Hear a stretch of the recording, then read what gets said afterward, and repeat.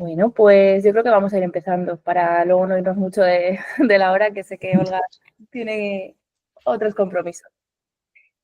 Nada, antes de nada os quería agradecer a todos los asistentes que estáis aquí y bueno, creo que va a seguir entrando gente. Bienvenidos y bienvenidas a todos. Estoy muy emocionada por el éxito de este Open Hub, la verdad. Ha sido bueno, no es que no me lo esperara, pero ha sido una gratísima sorpresa. Así que espero que estemos a la altura. Hoy tenemos el gusto de, como ya sabéis, de contar con Olga Carreras, que es una de las grandes referentes en accesibilidad digital. Olga, bienvenida y muchísimas gracias por haber acudido a nuestra llamada, que como estábamos diciendo, había muchas ganas de tenerte aquí. Pues muchas gracias, es un placer estar con vosotros. Muchas gracias a vosotros por invitarme. Nada, ya sabes, un placer. Bueno, antes de nada, quería empezar con un brevísimo repaso a la biografía de Olga. Son todos datos reales que me ha contado ella, o sea que no me estoy inventando nada. Ella tiene más de 20 años de experiencia en accesibilidad digital, que se dice pronto. Ha trabajado como consultora, como auditora, como formadora en este campo. Es perito judicial en accesibilidad web y además ha participado como profesora en varios másteres y es autora de guías y libros sobre accesibilidad. O sea que vamos, es una crack, es una referencia en este sector. Hoy vamos a aprender directamente de la mejor, me atrevo a decir. He hecho una mini presentación para estructurar un poco la charla, ¿vale? La vamos a hacer en modo entrevista para que sea más sencillo y básicamente esos serían los bloques que vamos a ir tocando, ¿vale? Me gustaría empezar por la primera parte, que es la trayectoria y la evolución de la accesibilidad, o sea, la trayectoria tuya principalmente. Y para empezar me gustaría que me contaras cuándo y cómo empezaste en esto de la accesibilidad. Bueno, pues ya voy teniendo años y me tengo que remontar a 25 años atrás. Yo comencé como desarrolladora web en el año 98-99. Bueno, entonces no tenía ni idea de accesibilidad, pero tuve la inmensa suerte de que en el año 2001 participé en un proyecto que me exigían requisitos de accesibilidad. Entonces, pues había muy pocos recursos y menos aún en español, así que me tocó pues aprenderme las pautas de accesibilidad que habían salido un par de años antes, aprender a utilizar un lector de pantalla y buscar gente que estuviera trabajando en accesibilidad, que estaban ahí en la Fundación SIDAR, en los foros de la Fundación SIDAR, que les estoy muy agradecida. Entonces, bueno, en esa época, ya te digo, la normativa estaba en pañales, no había legislación sobre accesibilidad digital, nada. Era difícil encontrar recursos, muy complicado convencer a los clientes de que integraran la accesibilidad en sus proyectos. De hecho, les preguntaba si su portal era accesible y lo más fácil es que te contestaran que se accedía con usuario y contraseña, ¿no? Y cosas así, eso era lo que se sabía de accesibilidad. Sí. Entonces, claro, echas la vista atrás 25 años y estás hoy y, bueno, la evolución ha sido bastante grande porque ahora tenemos una normativa consolidada, tenemos muchísima legislación sobre accesibilidad digital y hay mucha más concienciación, más conocimiento, más recursos. Ya no tienes que ir explicando a los clientes que tienen que incluir la accesibilidad, muchos ya te lo exigen, ¿no? De hecho, desde el 2018, sobre todo la administración pública, se ha notado en este aspecto un gran avance. Entonces, echando la vista atrás, ¿no? Pues ha habido un avance tremendo. Lo que pasa es que, claro, todavía queda muchísimo por hacer porque todavía es muy habitual pues, que una persona, por ejemplo, ciega con un lector de pantalla sea imposible que se saque un billete de tren, un billete de avión, que haga una compra online, que se haga un curso porque la documentación no está accesible. Entonces, claro, cuéntale a ellos que la evolución ha sido mucha. Digan, ¿a mí qué me cuentas? Claro. ¿No? Yo sigo teniendo las mismas barreras que tenía hace 5, 10 o 15 años. Entonces, mientras no sean capaces de hacer estas tareas que es que son básicas hoy en día, te imaginas, ¿no? Un mes sin poder acceder a las redes sociales, ni hacer una compra online, ni, claro. Es que, ni leer un periódico, ¿no? Entonces, es que son... Quizá la evolución es más desde la teoría, ¿no? Que desde lo que es la práctica. real. No, sí que es verdad que se ha evolucionado en normativa, en legislación, en conocimiento, en concienciación, en trabajo, pero a pesar de todo ello, pues todavía las tareas que son básicas hoy en día para participar en la sociedad en igualdad de condiciones, pues todavía es complicado muchas veces que las puedan realizar. Entonces, mientras esto no sea así, ¿no? Pues por mucho que evolucionemos, que está muy bien, pues es que hay mucho por hacer y entonces a eso me dedico, ¿no? Llevo desde el 2009, desde que empecé en el 2001, pues ya en el 2009 me establecí en exclusiva como consultora de accesibilidad, porque además una vez que entras en este mundo es como que te engancha y no puedes salir, porque realmente ves que el trabajo que haces ayuda a la gente, ¿no? y a mejorar las cosas. Genial. Te quería preguntar sobre cómo había evolucionado la accesibilidad, pero bueno, un poco ya con lo que Sí, ya sabemos el punto en el que estamos. Sí. Sí, me enrollo mucho, sí, pero un poco es Bueno, eso, ¿no? Que yo creo que sí que ha evolucionado mucho, sí. pero que queda mucho por hacer. Bueno, es bueno para ti que quede mucho por hacer, porque nunca te vas a quedar Sí. sin trabajo, pero bueno, a ver si... Bueno, pero yo ya cada vez me acerco más a la jubilación, con lo cual Bueno, ya todos. he Por hecho eso 25 años, con lo cual nada, vale. me da igual. A mí lo que me importa realmente es que las cosas mejoren y cada vez vayan siendo más accesibles y en eso estamos. Genial. Bueno, seguro que en estos años, después de tanta experiencia que tienes, alguna anécdota o algún dato curioso que te haya pasado en relacionado con el mundo de la accesibilidad tienes. No sé si nos puedes contar alguna. Pues a ver, mira, me viene a la cabeza el año pasado que estuve en una conferencia y una de mis compañeras era una persona ciega y me contaba que en su ciudad estaba muy ufano, sacando pecho en las redes sociales y en los periódicos locales porque estaban poniendo nuevos contenedores de reciclaje accesibles. Me hizo mucha gracia porque, bueno, los típicos contenedores de reciclar, el papel, el vidrio, etcétera, y eran accesibles porque estaban en braille, ¿no? Que esto es como cuando pones un cartel en braille encima de las puertas que no sirven para nada. Entonces, me imagino que estaban presentando cubos pues, recién estrenados y súper limpios, pero cuando yo voy a reciclar a mi barrio están sucios, desbordantes. Entonces, yo me imaginaba ahí tocando los cubos en braille. Qué gran avance cuando hay otras cosas. Cuando hay otras cosas, creo que alguien tenía por ahí el sonido. Cuando hay otras cosas que son como mucho más prácticas en este caso, como pueden ser los códigos Navilens. Los códigos Navilens son como códigos QR con colorcitos, que igual los habéis visto pues, en las paradas Sí, de autobús o en las paradas de metro, que son muchísimo más útiles porque es como un código QR, pero más efectivo. Ahora se van a poner también en las cajas de medicamentos porque se cogen con mal ángulo, a distancia, se cogen con facilidad. Entonces, pues sería más práctico que lo de los cubos en braille, ¿no? Me ocurre, por ejemplo, con pruebas con usuarios. Uno que me llamó la atención porque es como ver en directo que realmente un problema de accesibilidad se puede convertir en un problema de seguridad. En una prueba con personas con discapacidad visual, con un lector de pantalla, pues había la típica pantalla de usuario y contraseña y en la contraseña un botoncito de ojo para ver la contraseña, pero el botón estaba mal etiquetado.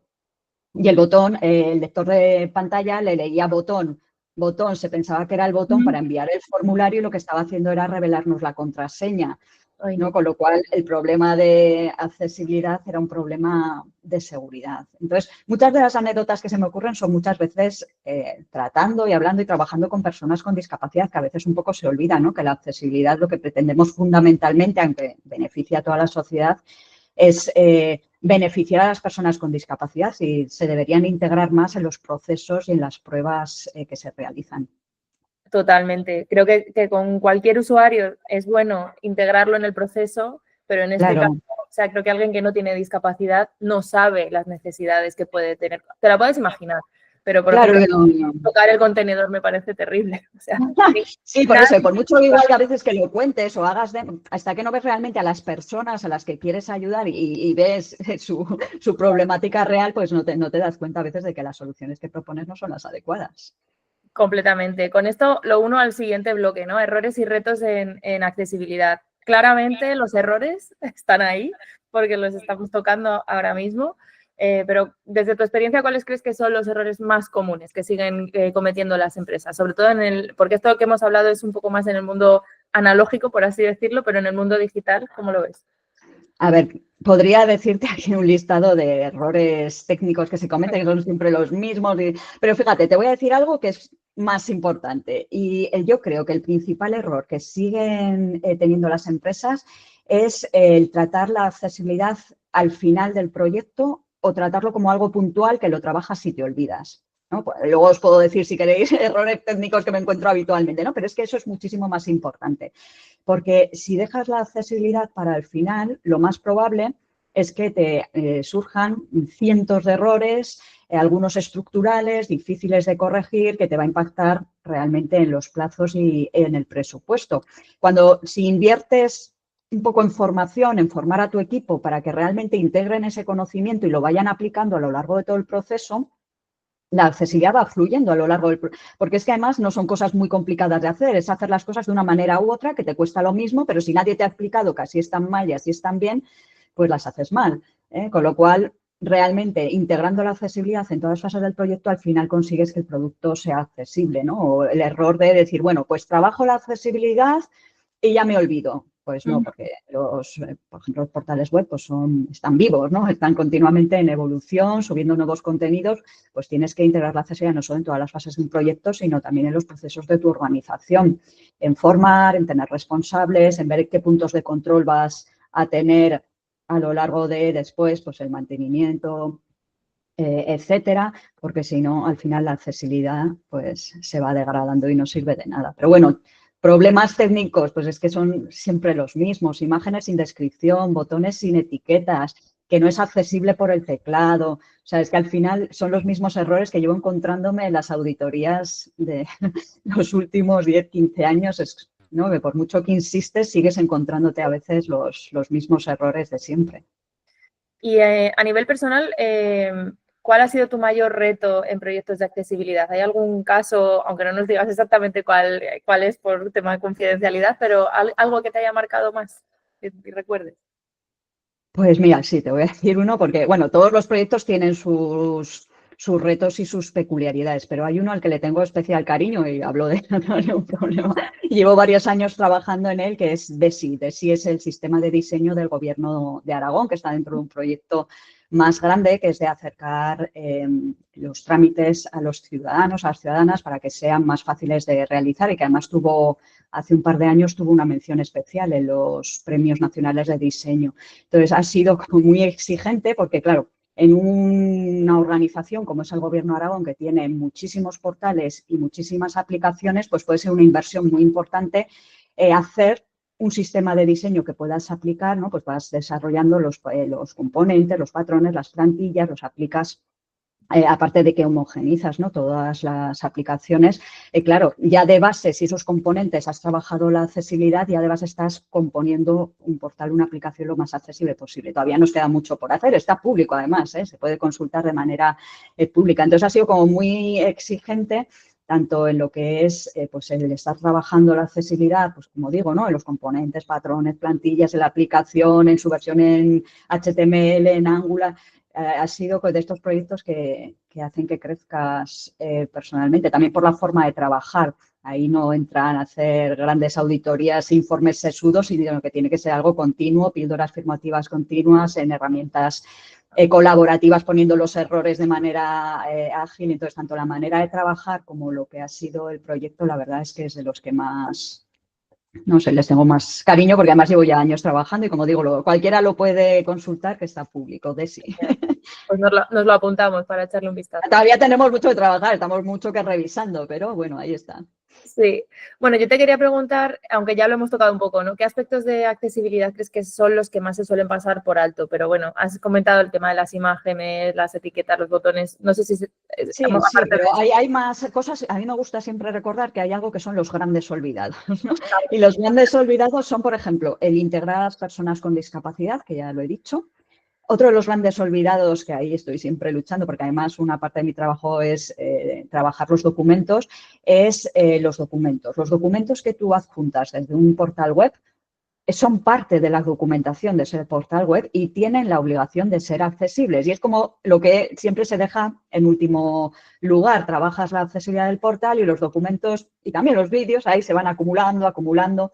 Y si tú formas a las personas que están generando estos documentos desde el origen, pues, por ejemplo, si esos documentos, una administración pública, se están generando desde Word, enseñar a hacer documentos Word accesibles y exportarlos de manera accesible a PDF es muy sencillo. Es utilizar bien el Word y tener en cuenta varias cosas como la descripción de las imágenes, etcétera. Entonces, invertir en formar para que los documentos ya se generen accesibles o con mucha accesibilidad evita que se te vayan acumulando todos esos documentos que después muchas veces no tienes el original y ahí sí que ponerte a trabajarlos y a modificarlos es mucho esfuerzo. Y también otro de los problemas que me gusta siempre hacer hincapié es en la utilización del estándar ARIA. ARIA es un estándar de accesibilidad complementario a HTML. Son atributos especiales que vas poniendo en las etiquetas HTML que son fundamentales para que, bueno, sirve para muchas cosas, pero fundamentalmente para que los elementos dinámicos de los portales, que hoy en día, pues es que ¿qué portal no tiene ventanas modales, acordeones, menús que se despliegan, etcétera? Pues ARIA permite que todos ellos sean accesibles con el lector de pantalla. Entonces, me encuentro muchísimos portales que no lo aplican, con lo cual es inaccesible, pero peor todavía, me encuentro muchos que lo aplican mal. Y entonces eso sí que puede ser un desastre, porque visualmente no hay ningún cambio, pero con el lector de pantalla, como te hayas dedicado a poner ARIA sin control, que muchas veces es como si hubieran puesto todo, diciendo, bueno, yo pongo aquí todo ARIA y acertaré, lo que están haciendo es anulando todas las etiquetas nativas y puede ser muchísimo peor aplicarlo mal que no aplicarlo. Yeah. Entonces, son un poquito los grandes olvidados, ¿no? Hay que trabajar los vídeos, hay que trabajar los documentos, hay que trabajar ARIA y hay que integrar a las personas con discapacidad, independientemente de que, por supuesto, pues tienes que corregir todos los errores habituales que ya de por sí aparecen en los portales. Genial, pues con esto nos metemos en el tercer punto, que sería sobre los recursos y herramientas recomendadas, que eso es algo que inquieta mucho, al menos al equipo de Sequoias. Venga, pues vamos allá. Quiero saber si nos recomendarías algún recurso que consideres imprescindible para diseñadores y para desarrolladores, o sea, para unos y para otros. Vale, venga, pues primero diseñadores. Venga. Venga, pues a ver, para los diseñadores lo primero que tendrían que conocer es un poco los requisitos que ya se pueden aplicar desde el prototipado y el diseño, pero lo que son herramientas específicamente, normalmente las herramientas que necesitan son herramientas de color, del contraste de color. Bueno, mal llamado contraste de color, que es contraste de luminosidad. Uno de los requisitos, bueno, son dos requisitos de la normativa, es que los textos tienen que tener suficiente contraste con el fondo y que es el 1.4.3 y el 1.4.11 que nos dice que los elementos no textuales tienen que tener suficiente contraste con el fondo. Es decir, por ejemplo, los bordes de un campo de formulario, que a veces los pone en gris clarito, pues bueno, hay personas que no van a percibir que ahí hay un campo de texto. Por ejemplo, los iconos de compartir en redes sociales, pues sí, gris clarito sobre blanco, tampoco voy a ver que ahí hay un icono. Entonces, para revisar el contraste necesitan herramientas y hay muchísimas herramientas para revisar el contraste. Sería una de sus herramientas de cabecera. Pero luego hay otras que te ayudan en este sentido también. Luego puedo poner el listado de herramientas URLs, porque si no ahora solo por el nombre estarán ahí diciendo ¿y cuál ha dicho? Luego las pongo todas, no os preocupéis. Yo estoy viendo aquí gente con el boli. Pues no pasa nada, que luego, ¿no? Luego las digo. Bueno, esto Pues se va a grabar, o sea que también... Sí, bueno, pero por saber cuáles he dicho, ¿no? Vale. Por ejemplo, para el color, viene muy bien cuando tú encuentras que dos colores no tienen suficiente contraste, el decir, bueno, dame todo un listado de parejas de colores lo más similares posibles que pueda utilizar. Pues hay herramientas que te hacen esto, como una de Tanaguru. Hay otras que, por ejemplo, le dices, te doy un color o varios, hazme toda una paleta accesible que yo pueda utilizar combinada con ese color. Eso también es bastante útil para los diseñadores. Por ejemplo, la hace Color Shape. Hay muchísimas herramientas de color. También relativo con el color hay otro criterio que nos dice que no tenemos que transmitir información solo por el color. Es decir, la mejor manera de mirar esto es poner tu diseño en blanco y negro. También hay extensiones que te ponen las páginas en blanco y negro. Si tú consigues comprender toda la información de tu documento, de tu página en blanco y negro, seguramente estarás cumpliendo con este requisito.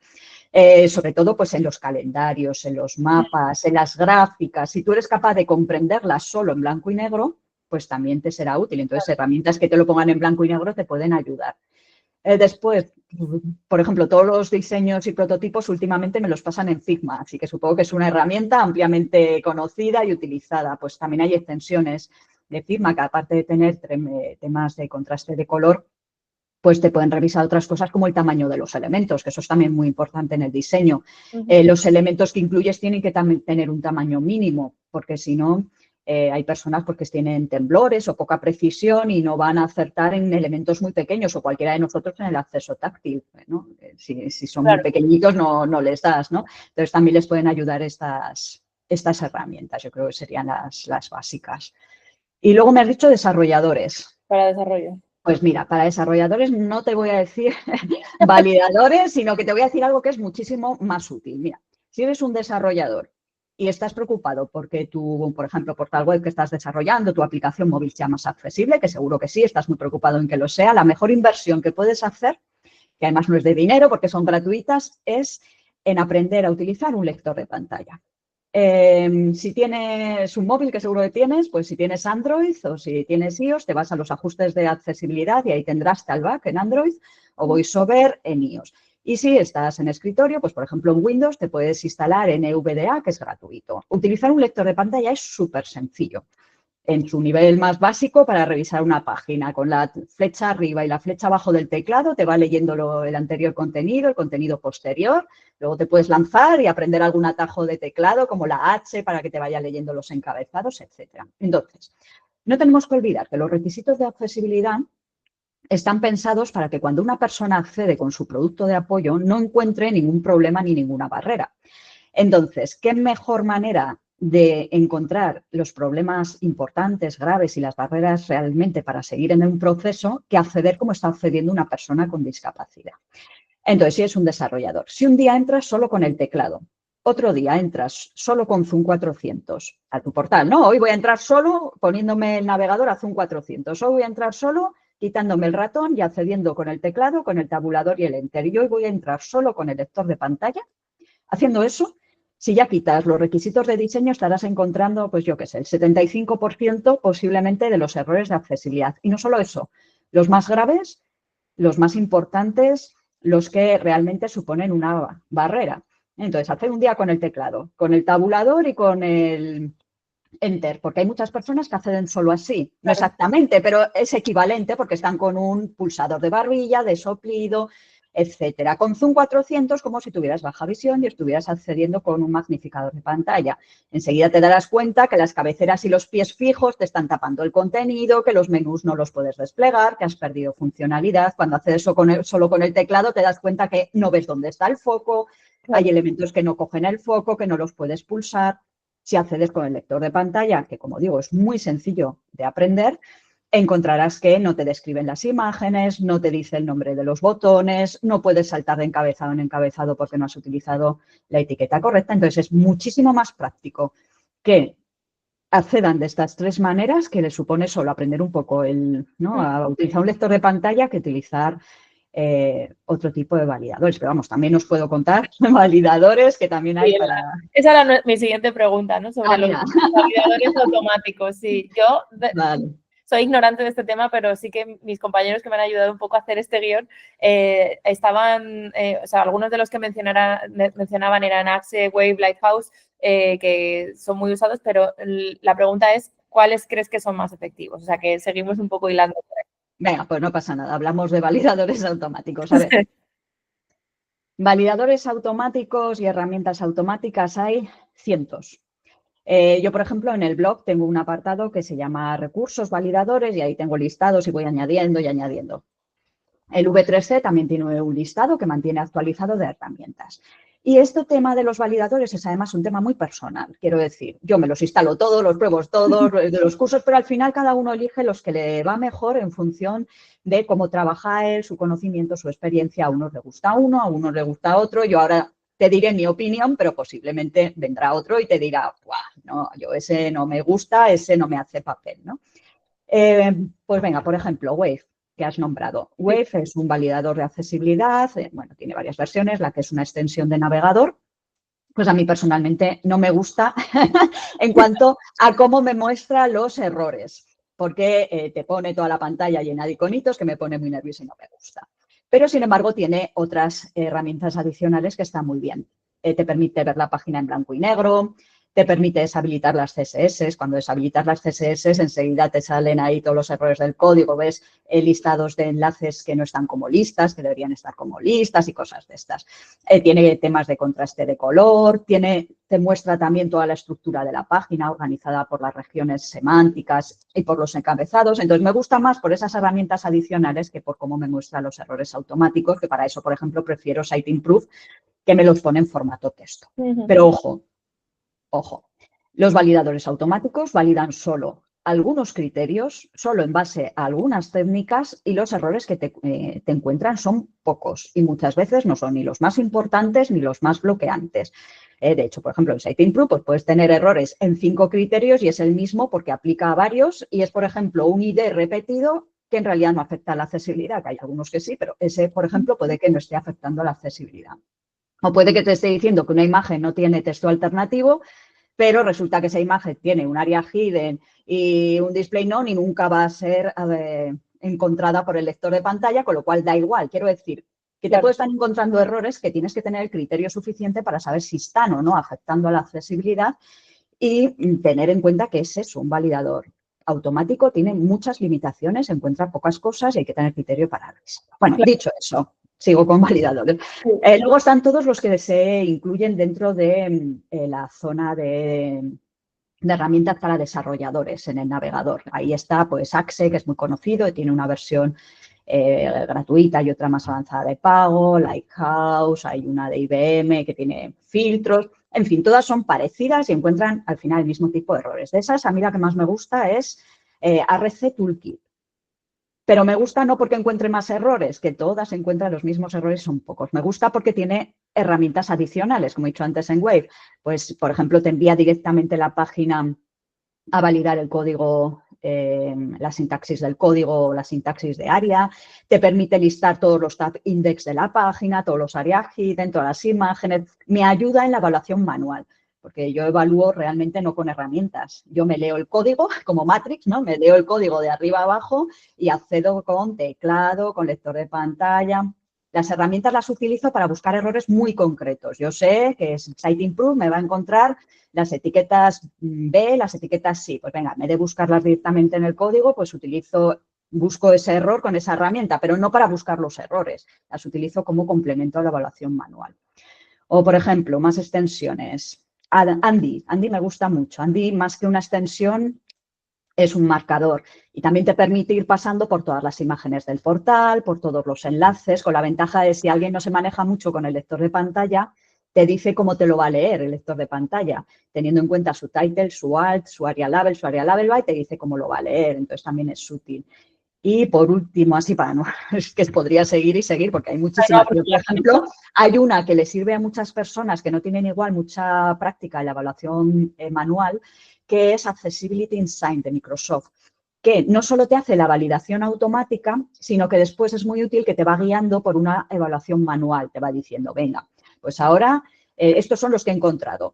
Ahora accede con el teclado. Fíjate si ves el foco, fíjate, ¿no? Te va guiando un poco con los distintos pasos que tienes que hacer y sé que hay mucha gente que lo utiliza en ese sentido y que le es útil. Pero ya te digo, es que al final hay muchísimas y cada uno tiene que elegir la que, según su forma de trabajar, pues le resulte más útil.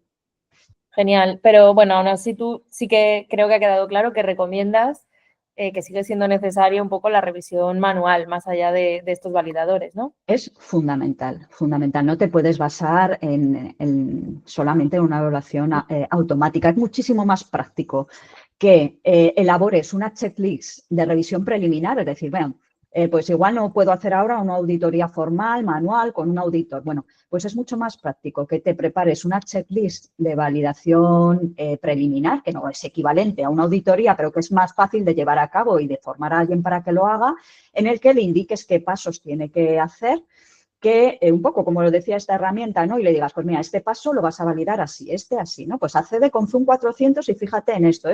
Accede con letra grande y fíjate en tal. Accede con el teclado. Eso es mucho más práctico, algo que puedas hacer de manera ágil, rápida, sin mucha formación, que no es equivalente a una auditoría en detalle, pero es mucho más práctico, desde luego, que utilizar un validador automático.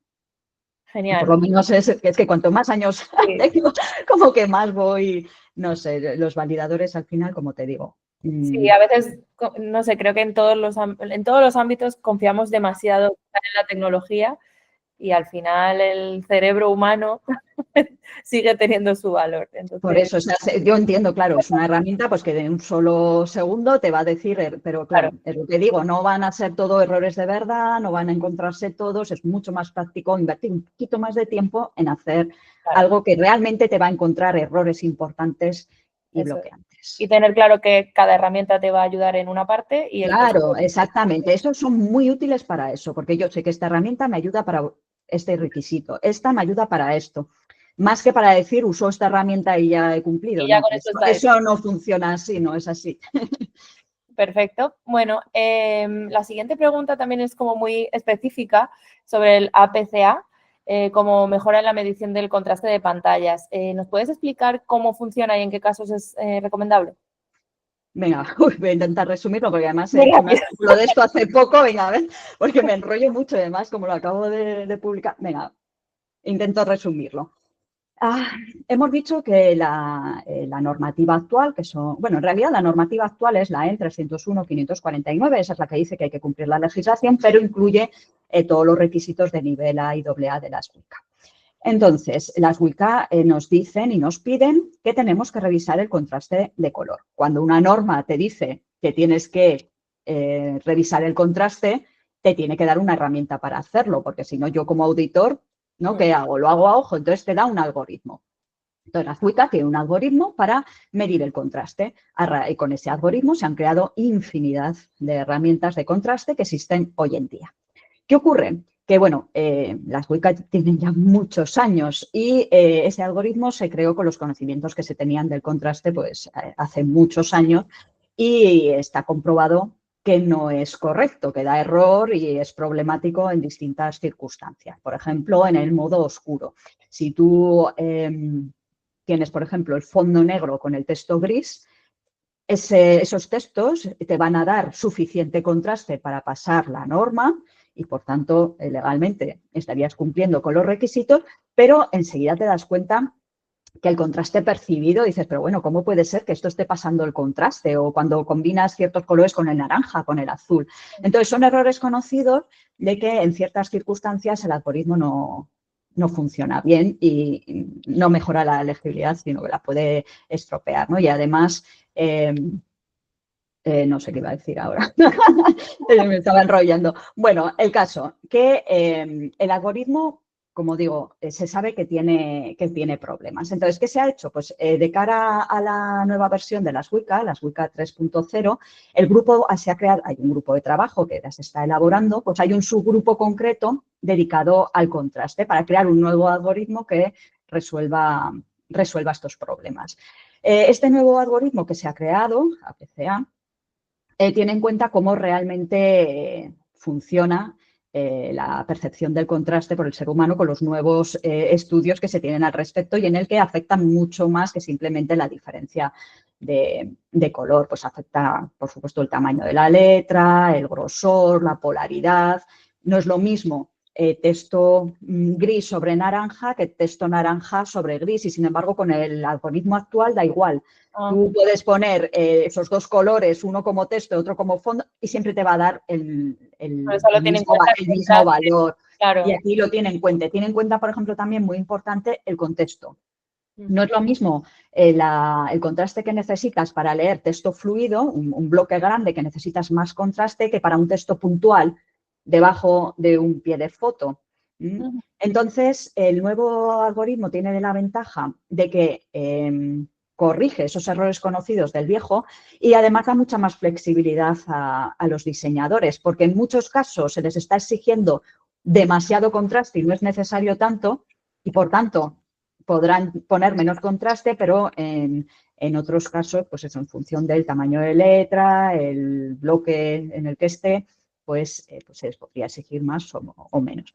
Entonces ya hay una herramienta beta que se puede utilizar, pero la ideal es una que se llama Bridge PCA porque te mide el contraste con los dos algoritmos.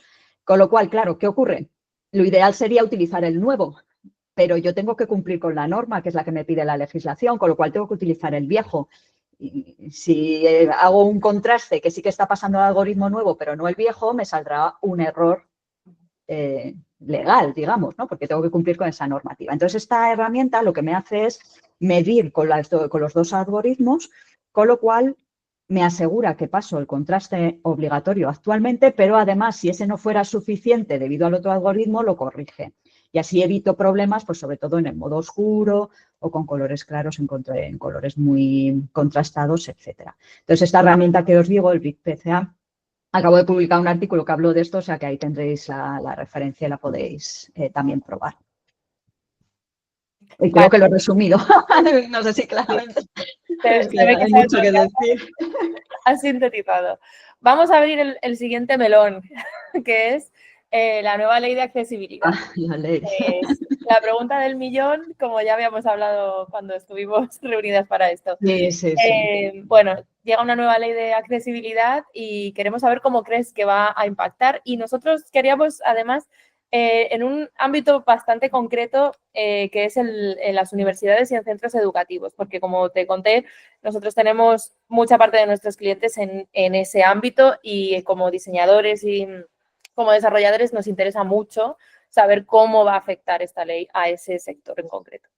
Vale. Bueno, a ver, voy a intentar otra vez resumir porque sí, la verdad es que el último año o 2 años es el tema estrella, la nueva ley. Entonces, bueno, resumo brevemente para ponernos en contexto, ¿no? En el 2023 se aprobó la ley 11/2023 que transpone una directiva europea que va a armonizar los requisitos de accesibilidad fundamentalmente en el sector privado.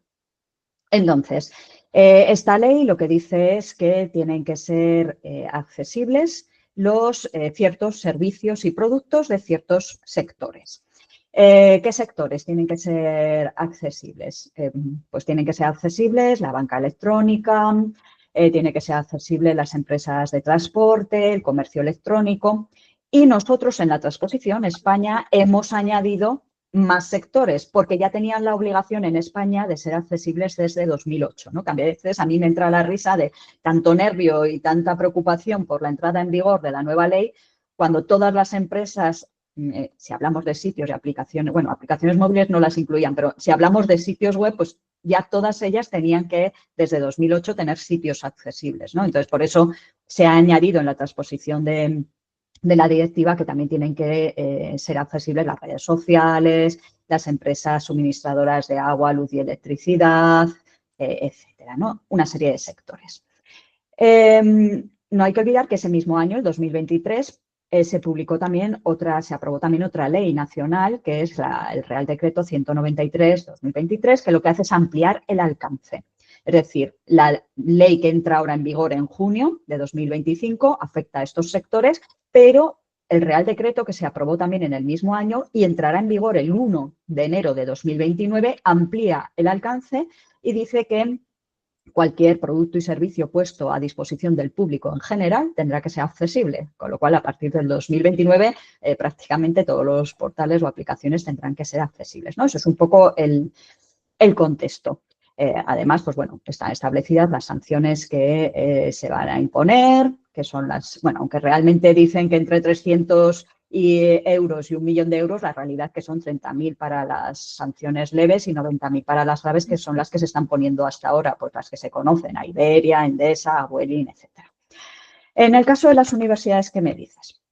Bueno, aquí primero hay que diferenciar si estamos hablando de universidades o centros educativos públicos o privados. Si fueran públicos, aplicaría el Real Decreto 1112, que es el que aplica al sector público, y que aplica no solo al sector público, sino también a aquellas universidades o centros formativos que estuvieran sostenidos total o parcialmente con dinero público, que eso también es importante, puede que no seas público, ¿no? Pero sí que esté sostenido total o parcialmente. Entonces, eso sería por una parte. Eso ya tendría que ser accesibles desde 2018.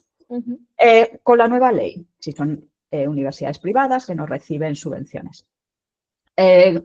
El ámbito, o sea, como he dicho, la ley que entra ahora en vigor en junio afecta solo a ciertos sectores. Ninguno de estos sectores es el sector de la universidad, con lo cual ahora no entraría, pero en el 2029, que hemos dicho que sí que son cualquier producto o servicio puesto al servicio del público en general, sí que entraría. Lo que pasa es que, aunque estas son las leyes que hablamos normalmente, porque son las principales, en España tenemos muchísimas leyes de accesibilidad, ¿no? Tenemos ahí para vender leyes de accesibilidad. Tengo un artículo en el blog en el que las listo todas y son un montón. Entonces, cuando te interesa un sector muy concreto, tienes que mirar a ver si hay leyes específicas en ese sector. Entonces, por ejemplo, el de las universidades, pues tenemos en 2010 el del Estatuto del Estudiante. En 2020, el de la Ley de Educación. En 2023, el del Sistema Universitario. Y en todos ellos se dice que tanto los entornos físicos como los entornos virtuales están obligados a ser accesibles. Y, de hecho, me acuerdo perfectamente que la de Educación dice públicos y privados, con lo cual hay que ir a revisar, ¿no?, otras leyes a ver si realmente ahí puede ser que por esas leyes estés obligado. Entonces, no son solo las, digamos, las más conocidas. Y luego también están las de las comunidades autónomas, que se nos olvida a veces. No solo tenemos leyes estatales, tenemos también, cada comunidad autónoma tiene sus leyes. Por ejemplo, en la de Aragón se hace referencia a las universidades. Entonces, ahí hay un amplio abanico donde, claro, por eso muchas veces pues, se recomienda siempre en estos temas que el equipo legal, ¿no?, de las empresas, si tienes equipo legal en tu empresa, pues lo revisen porque es bastante complejo, porque no es simplemente hay una ley de accesibilidad y ya está. O sea, es que hay todo un abanico que tienes que revisar para ver, y siempre hay alguna en la que te puedes agarrar para decir que sí que tendrían la obligación de ser accesibles. Sí, interesante porque no es una ley, son muchas. Son un montón, o sea, pero un montón es un montón.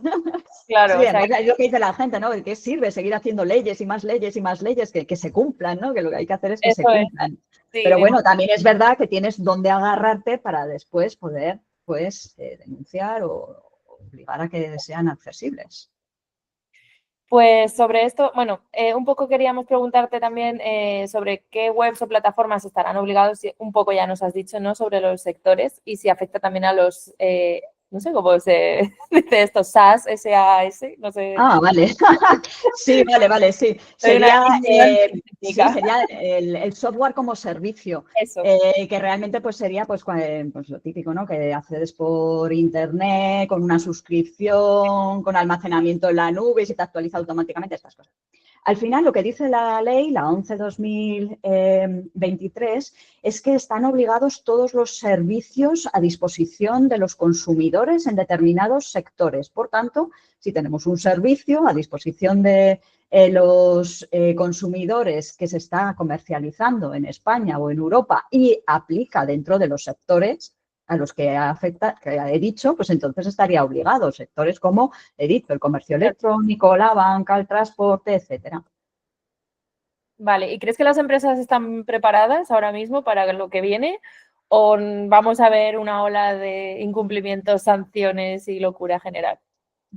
A ver, es que además es lo que he dicho, es que ya desde el 2008 había una ley que obligaba a todas estas empresas a tener sitios accesibles, ¿no? Entonces, a veces me parece que dimensionan mal el problema, ¿no? Porque, pues, por ejemplo, en febrero, empresas con muchos portales y aplicaciones que dicen, pues venga, vamos a auditar y hacer todos los cambios para junio, ¿no? Septiembre, o sea, febrero, marzo, abril, mayo, junio, 4 meses.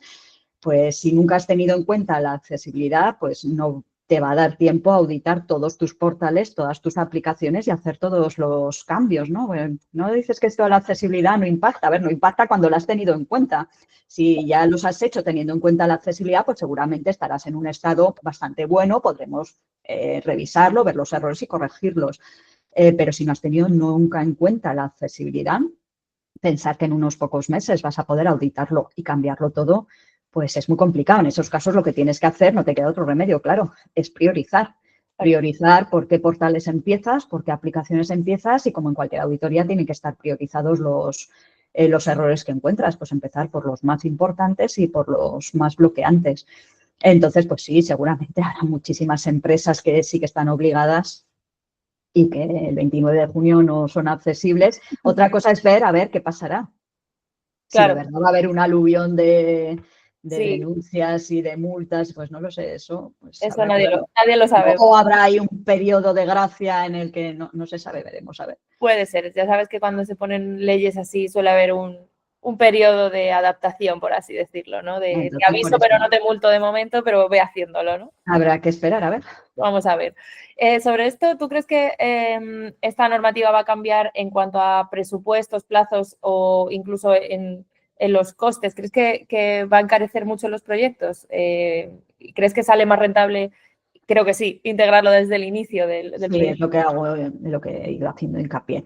Si la inversión que tienes que hacer es en formación, en formar a tus equipos para que tengan ese conocimiento, tengas ese conocimiento interno y si no puedes, pues contar con alguien que te ayude en el proceso para que no ya desde el diseño, ya desde el prototipado, ya desde la toma de requisitos tengas en cuenta la accesibilidad. Claro. Si la tienes en cuenta entonces en todas las fases, es lo que digo, que realmente no impacta, a ver, un poquito sí, tampoco vamos a hacer, pero no impacta de manera significativa ni en los plazos ni en el presupuesto, porque simplemente es hacer las cosas de forma correcta, cada uno en la parte que le toca. Entonces, no tiene por qué afectar si se hace bien. Lo que digo, si se deja para el final, pues sí, te vas a encontrar con cientos de errores muy difíciles de corregir y muy caro de corregir. Claro. Desde nuestro punto de vista, por ejemplo, también me parece relevante cuando empiezas un proyecto con un cliente, desde nuestro equipo, por ejemplo, insistirle mucho en el tema de la accesibilidad, de, oye, vamos a hacerlo bien desde ya, porque si no lo haces bien, te va a tocar corregirlo después y va a ser un coste extra, ¿no? Entonces, yo creo que también tenemos esa parte más de pedagogía con los clientes, quizá, desde el punto de vista del equipo de diseño, de desarrollo. Totalmente, aunque yo creo que cada vez hay más conciencia en ese sentido y más conocimiento de que realmente deben hacerlo así, pero desde luego si no lo saben, se les debería explicar. Se debería explicar a que veces si prevalece no... un poco el gusto, o es que realmente... quiero esta tipo más grande o más pequeña y aunque tú le digas el requisito de quiero que sea, que no es que quieras, es que tiene que ser así porque si no, no es accesible, claro. Al final cuesta un poco hacer esa pedagogía, ¿no? De si es que esto no es un capricho, esto tiene que ser. Sí, pero por eso debería ser ya como empresa de desarrollo estar integrado en tus procesos. Tú lo haces bien, tú ya haces sitios accesibles, te lo pidan o no te lo pidan. Es verdad que luego tendrás que justificar alguna de las decisiones que has tomado, ¿no? Pues mira, no puedo cambiarte estos colores o no puedo hacer esto de esta manera, pero tampoco son muchas las limitaciones que no, realmente no son tantas. No, a ver, sí que es verdad que pues, en temas de colores, pues puede ser que sí, pero desde luego no hay ninguna limitación en cuanto a elementos dinámicos, ¿no? Me dicen, pero voy a poder poner acordeones y que puedes poner todo lo que quieras. Costará más hacerlo accesible porque, bueno, no es que cueste más, pues habrá que tener en cuenta área, como os decía antes, etcétera. Pero no hay una limitación de esto no lo voy a poder hacer. Pues bueno, vas a poder poner carrusel, pero tendrás que poner un botón para pararlo y tendrás... Eso es. Sí, o podrás hacer, pues vamos a poner una configuración para que se puedan parar las animaciones. O sea, puedes hacerlo teniendo en cuenta los requisitos, pero no supone realmente decir, pues es que mira, la mitad de las cosas que quería hacer ya no puedo hacerlas, no, para nada. No, total. Vale, pues con esto cerramos el bloque de la ley y empezamos con la parte de auditorías y de medición de accesibilidad. La primera pregunta es sobre las herramientas. Sabemos que hay algunas herramientas que permiten medir la accesibilidad de una web vía API y queríamos saber si nos recomiendas alguna para hacer lo que es un escaneo rápido. A ver, pues volvemos otra vez al tema de los validadores, porque es lo mismo, pero hecho de otra manera, ¿no? Sí, existe, ya os he dicho, ¿no? En el blog, en la web del V3C tenéis ahí listado todas las herramientas y hay muchísimas, pues que se puedan llamar a la API, pues está, yo qué sé, Wave, Access, Enon, iWatch, hay muchísimas. También hay herramientas que te validan el sitio completo o casi completo, ¿no? Pues, por ejemplo, en este caso, a mí la que más me gusta... además, como validador automático, se te puede elegir uno también por las comprobaciones que hace y lo que te puedes fiar de los resultados es la del Observatorio de Accesibilidad Web, que la pueden consultar online cualquier persona de la administración pública, pero está liberada y entonces nos la podemos, con un poquito de paciencia, instalar en local y utilizarla. También existen herramientas de monitorización de sitios web, todas de pago, Siteimprove, Level Access, Axe Monitor. Hay muchas donde elegir, pero siempre tenemos que tener en cuenta lo mismo que hemos explicado antes, que lo que van a hacer es validaciones automáticas. Y como cualquier validador automático, me da igual que sea de una extensión, que sea con la API, que sea de monitorización continua, lo que van a encontrar y van a revisar son unos pocos criterios, en base a unas pocas técnicas, que no siempre son los errores más importantes, etcétera. Entonces, lo que te decía, igual puede ser más práctico, pues hacer checklists de revisión manual, preliminar, que no lleve mucho tiempo, que no es una auditoría formal, pero que igual es más práctico. Otra cosa es que estas herramientas pues también tengan otros módulos que te puedan interesar, porque también puedas anotar temas de que estés haciendo las revisiones manuales o que tengan módulos como Siteimprove de ortografía, de SEO. Eso es otra cosa, pero lo que es propiamente el validador automático que tienen, al final son todos muy parecidos y encuentran todos cosas bastante parecidas. Un poco se desmarca, yo como digo, el del Observatorio de Accesibilidad Web, que a mí me gusta bastante, dentro de las limitaciones que como cualquier validador de accesibilidad tiene. Genial. ¿Cuáles crees que son los elementos clave, por así decirlo, que deben incluirse en una auditoría de accesibilidad para que sea de verdad efectiva? En una auditoría de accesibilidad, bueno, deberías hacer la revisión manual, eso para empezar. O sea, una auditoría… Clarísimo. Sí, ¿verdad?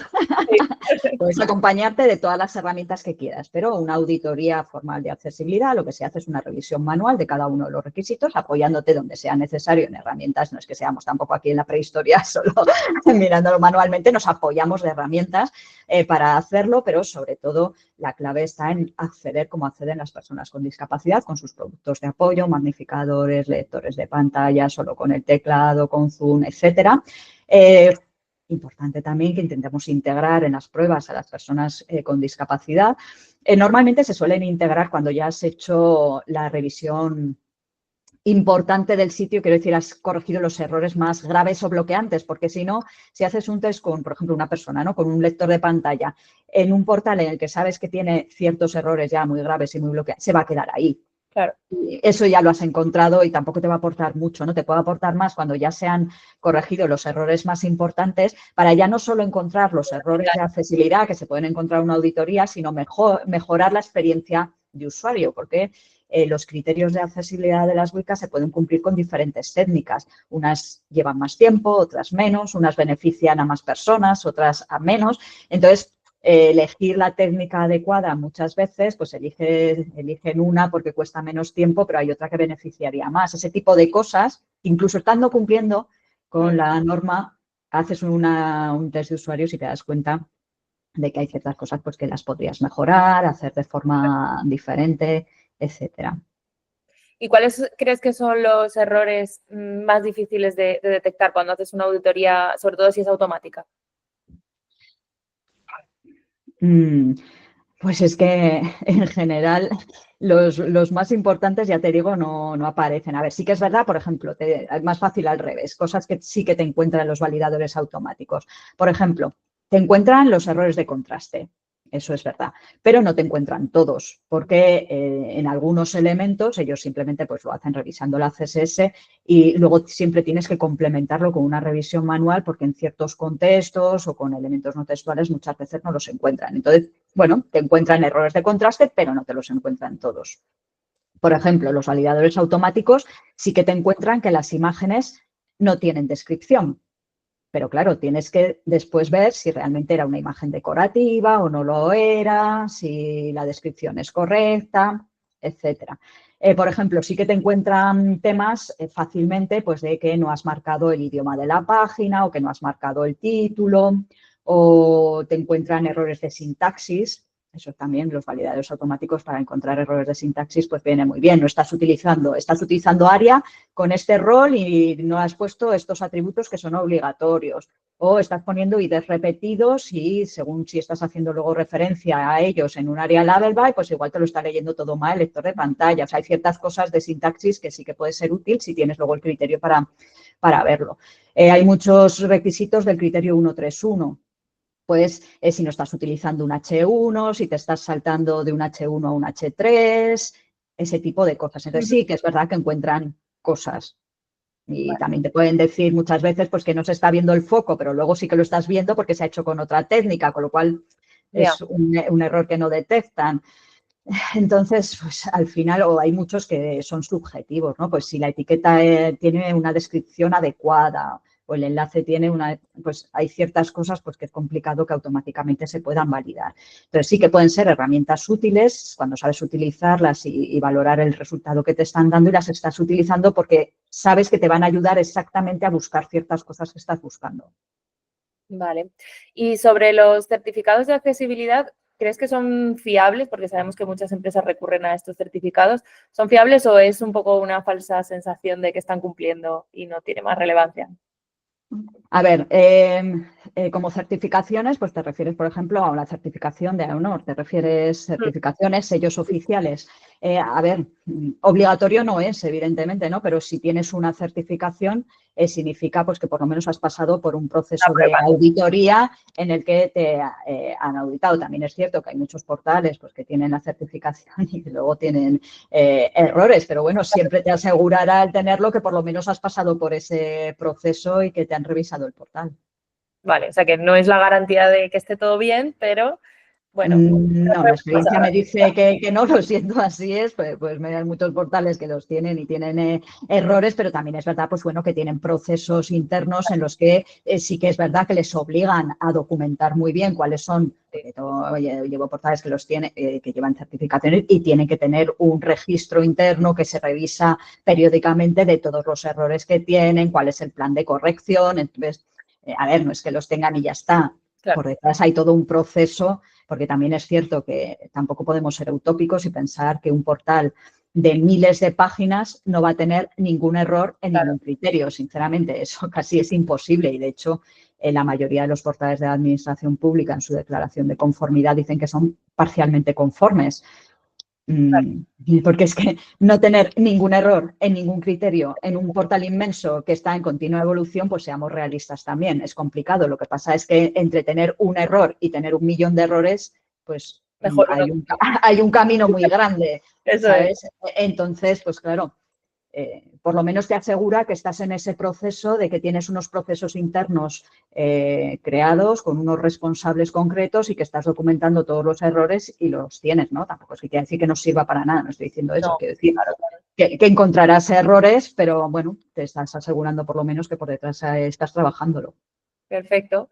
Vale, pues vamos con los dos últimos bloques que prometo que son rápidos. El número 6 de accesibilidad e inteligencia artificial, pues la pregunta sería, ¿cómo crees que impacta la inteligencia artificial en la accesibilidad y viceversa? ¿Cómo la accesibilidad se puede beneficiar de los avances en la inteligencia artificial? Claro, es que no es lo mismo la accesibilidad en la IA que la IA En la accesibilidad.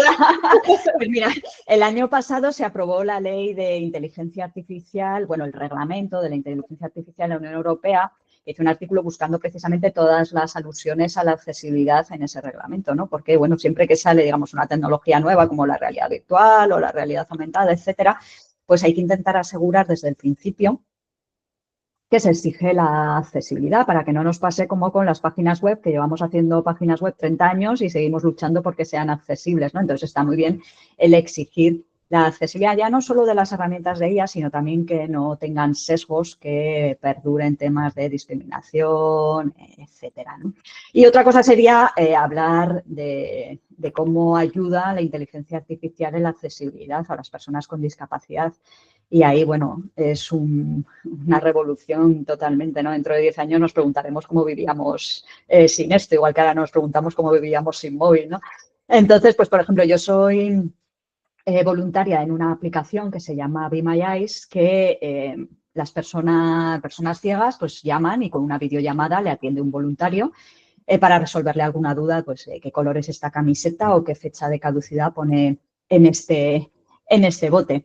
Pues hace poco esta aplicación introdujo un reconocimiento de objetos y de escenas por IA, ¿no? Que es una pasada con el móvil, ¿no? Pues ya te describe perfectamente el objeto y la escena. Y se ha notado una reducción de llamadas que se reciben porque, claro, ya igual no necesitan tanto que haya una persona dándoles esta información, ¿no?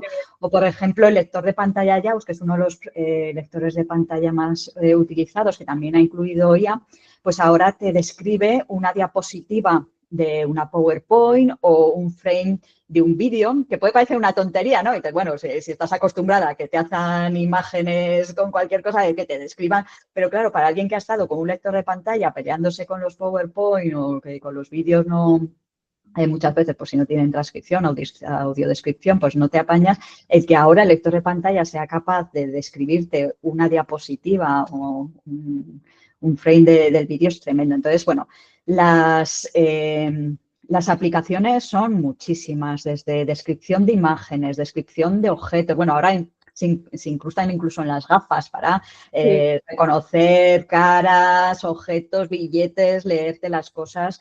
Todo lo que sean subtítulos, transcripciones, en el futuro seguro que audiodescripciones, si no lo han inventado ya.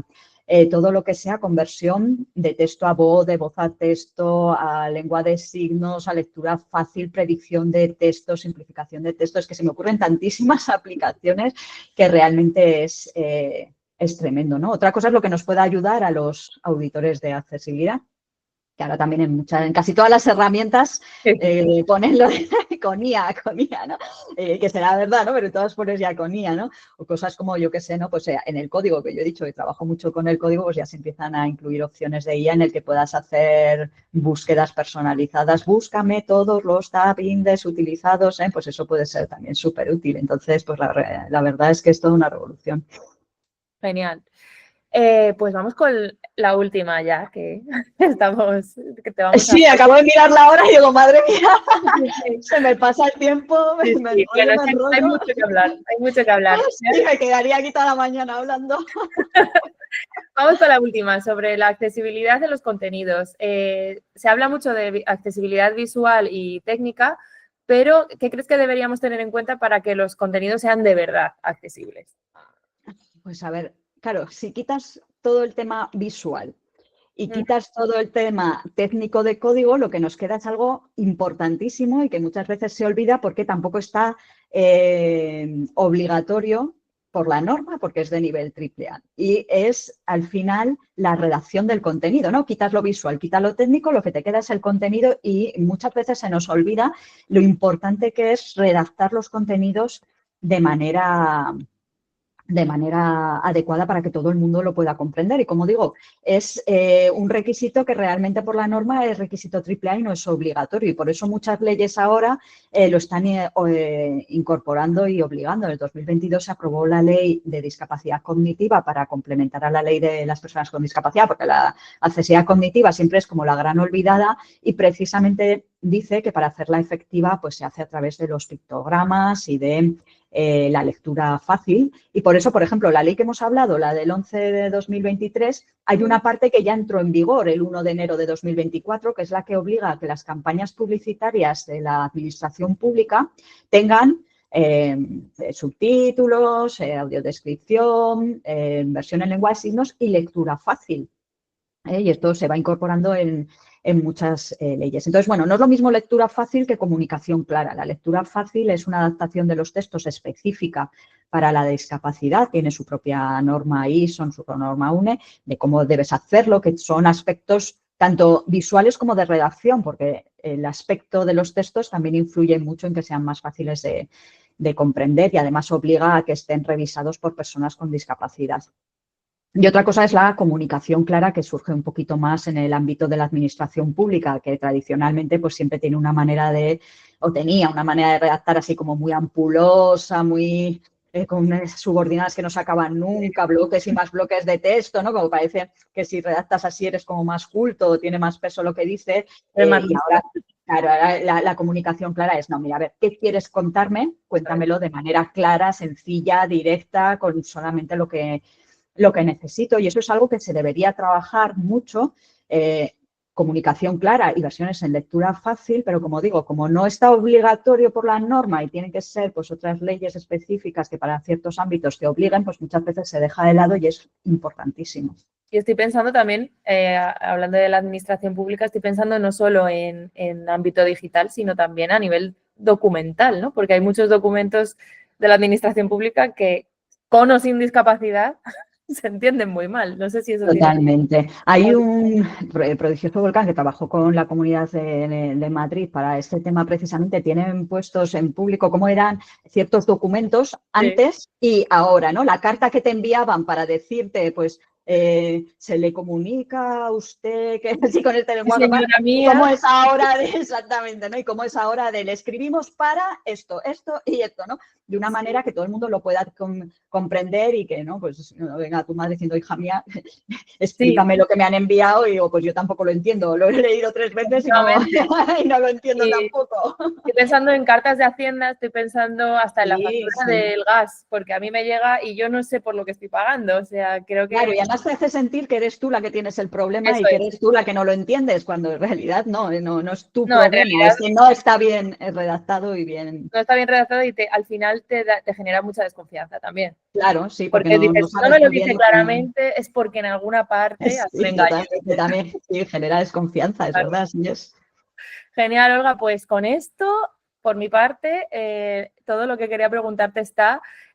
No sé si para cerrar quieres compartir alguna reflexión final, algún consejo, algo que cierre todo y que nos digas, esto es lo que tenéis que hacer. No sé, he contado ya tantas cosas que ya no sé qué más se puede decir, salvo animar a todo el mundo a que realmente tenga en cuenta la accesibilidad, que no es algo complejo ni difícil, que al final es hacer las cosas bien,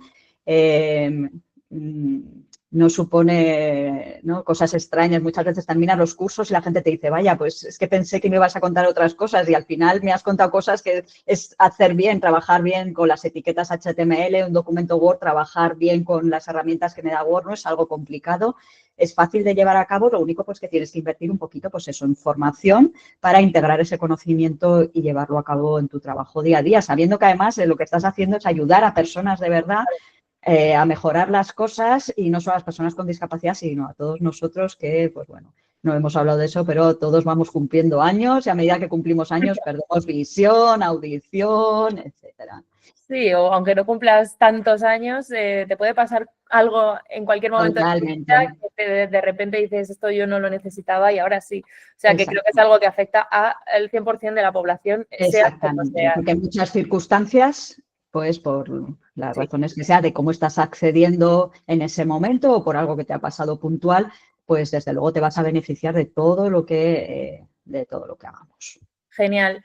Pues nada, no sé si tienes un poquito de tiempo para preguntas o si no... Se nos ha ido 10 minutos, podemos seleccionar alguna, pero si no, no hay ningún problema, que luego las contesto por escrito, offline, que no se queden con las dudas. Podemos contestar alguna y si no las demás, pues las contestamos más adelante. Como quieras. Si quieres hacemos 2 o 3 y... Y las demás no tengo que no os preocupéis, que las contesto con tiempo cuando pueda. Venga, pues a ver. Creo que ha sido Manuel Navarro, que ha sido el primero que ha levantado la mano. Sí. Hola, Olga, bienvenida. Y te quería preguntar lo que muchos tenemos en mente. Quiero decirte en mente los que no tenemos ahora trabajo actual y queremos trabajar en accesibilidad. Y mi pregunta es, según tu punto de vista profesional, ¿tú crees que de cara a la nueva normativa europea, cuando entre en vigor, va a haber movimiento de contratación laboral o simplemente la van a seguir trabajando o bien equipos de diseño o bien desarrolladores que ya estén contratados actualmente? Nada más, gracias. Muchas gracias. Pues mira, me gusta mucho esa pregunta porque la realidad es que hacen falta personas que trabajan en la accesibilidad. Somos pocos y hacen falta más. Lo habitual es que te llamen y que tengas ya trabajo a meses vista. Hace falta más personas dedicadas a la accesibilidad. Hay escasez, es verdad, de profesionales. Entonces, todos aquellos que se quieran animar a formarse en accesibilidad, estoy segura de que no van a tener ningún problema para trabajar en accesibilidad porque se están contratando consultores, auditores, personas con discapacidad para temas de, como he dicho, de integrarlos en los procesos, en las pruebas. Estoy convencida de que si la gente que quiera formarse en esto no va a tener problema para encontrar trabajo, porque yo sí que sé que hay muchas empresas buscando consultores y auditores porque hacen falta. Hay mucho trabajo y no damos abasto, es así. Así que yo animo que a todo el que se quiera dedicar a ello, que se ponga. Nada, ahora nos vamos a apuntar todos a tus cursos cuando acabemos. Ya digo, yo ya voy cerca de la jubilación. Te damos una jubilación feliz. Vale, el siguiente, no sé, Alberto Pérez. Sí, mira, mi pregunta es en base a una experiencia que viví y comenté con un profesor de un máster de experiencia de usuario, y es que hace unos años en aplicaciones como, bueno, en Google, por ejemplo, y otras plataformas, la experiencia de usuario era mucho mejor que la que suele ser actualmente, porque se realizó, al parecer, una serie de estudios en los que demostraba que si la herramienta era demasiado accesible, la gente estaba demasiado poco tiempo y no terminaba de resultar rentable, entre comillas, para la propia compañía que funcionase también. Entonces se empezó a bajar lo que es adrede, lo que es la calidad de la experiencia de usuario. Entonces, yo eso es algo que a mí me llama mucho la atención y desde entonces siempre que veo que tengo una situación así, pienso, esto lo han hecho aposta, han bajado la calidad. Entonces, no sé cuán extendido está eso, porque entiendo que es algo que se hace conscientemente, si no, no empeora la herramienta porque sí, y hasta qué punto eso debería ser algo que se puede permitir. No A sé ver, si la me verdad, explico. sí, te has explicado, no lo había oído, pero de verdad si se hace eso me parece, vamos, claro, a cualquiera, ¿no? Que lo esté escuchando horrible y moralmente además todavía más, ¿no? Eso de entrada, sí. Sí, no, totalmente. A ver, yo en los proyectos en los que he estado nunca lo he oído, no te estoy diciendo que no ocurra y si ocurre, pues desde luego me parece fatal. Sí que es verdad que sí que he oído en algún tipo de empresa, pues que claro, lo importante en primer lugar es el negocio y Claro. muchas veces pues para ellos el negocio es la publicidad, etcétera. Pero bueno, la experiencia de usuario al final siempre es fundamental, porque si no tienes personas que accedan a tus productos, pues ya me dirás tú, ¿no? Entonces, bueno, si realmente yo no conozco casos en los que se esté haciendo y si desde luego si eso se hace así me parece horrible, ya lo que nos faltaba. Lo que nos faltaba totalmente. Venga, vamos con la última mano levantada, que es Ronnie, y con esto, si os parece, ya cerramos, ¿vale? Hola, ¿me escuchan? Sí, hola. Antes que todo, buenos días para todos ustedes. Me gustaría preguntar lo siguiente. Ya yo trabajo en accesibilidad o he trabajado, o sea, actualmente no lo estoy haciendo, o sea, un trabajo sí, un trabajo no, así, estoy como a freelancer, más o menos. Entonces, yo quiero saber, ya que he conseguido trabajo, conozco muchas de las herramientas que mencionaste, también he hecho auditorías. Y me encantó tu libro, la segunda edición. Me encantó Gracias. bastante. Entonces, quiero saber dónde yo puedo certificarme. O sea, dónde puedo, ya que tengo esas habilidades, yo quiero ahora titularme para, si opto por un trabajo ya fijo, poder presentar esa certificación en una empresa o cualquier persona que quiera contratarme o sea, porque eso da más posición. Sí, te entiendo. Pues mira, la certificación como profesional hoy en día más reconocida es la del IAP, que es la de la Organización Internacional de los Profesionales de la Accesibilidad. Existen 3 certificaciones. Está la certificación en accesibilidad general, hay una certificación específica de certificación de páginas web, que esa la tengo yo, y esa te exigen tener un mínimo de experiencia de 3 años, creo recordar. Y luego hay una que es específica, que me estoy preparando ahora, la de evaluación de documentos accesibles, que también tienes que demostrar cierta experiencia. Entonces, esas certificaciones son un examen, te dicen el temario que tienes que prepararte, te lo preparas y luego es un examen en el que te dan todas las facilidades para realizarlo. Y te da una certificación que dura, no sé si recuerdo, 2 o 3 años, que luego tienes que ir consiguiendo créditos que demuestren que te sigues formando en el ámbito. Entonces, yo creo que a día de hoy las certificaciones del IAP son las que están más reconocidas y las que podrías un poco mirar para sacarte. Muchas gracias. Voy a tratar de hacerlo porque si bien se conoce, hay empresas que no quieren darte trabajo porque no tienes una certificación que ellos puedan validar. Entonces, me parece bastante interesante. Nada, muchas gracias. Yo también creo, sinceramente, que no sería necesario solicitar que estés certificado, ¿no? Que basta un poco a veces con ver tu experiencia o ¿no? hacer una prueba para ver realmente si conoces la normativa, ¿no? El tener la obligación de tener que... A ver, siempre demuestra, claro, pues que tienes ciertos conocimientos y has hecho un examen, pero a veces hay otras cosas que tendrían que valer igual, porque...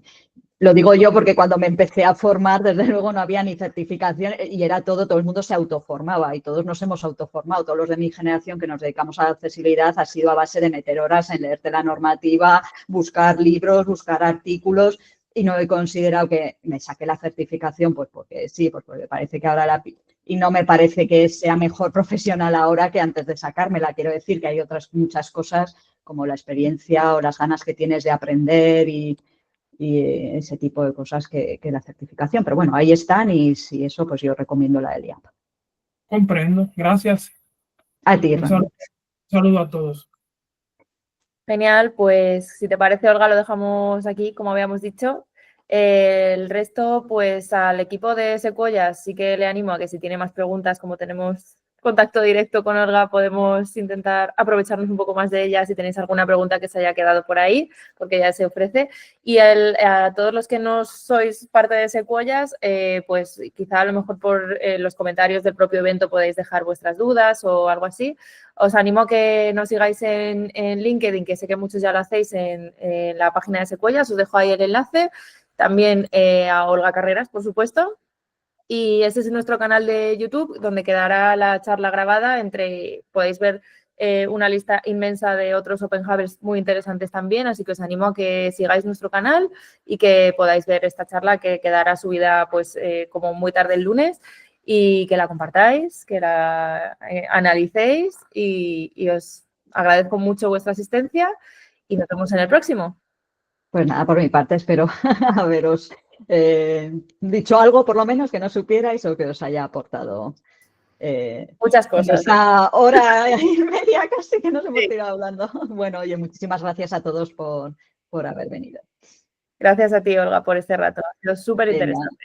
Muchas gracias, Olga. Venga, gracias. Gracias. Buen fin de Gracias. Muchas gracias, buen día. Muchas gracias, buen día.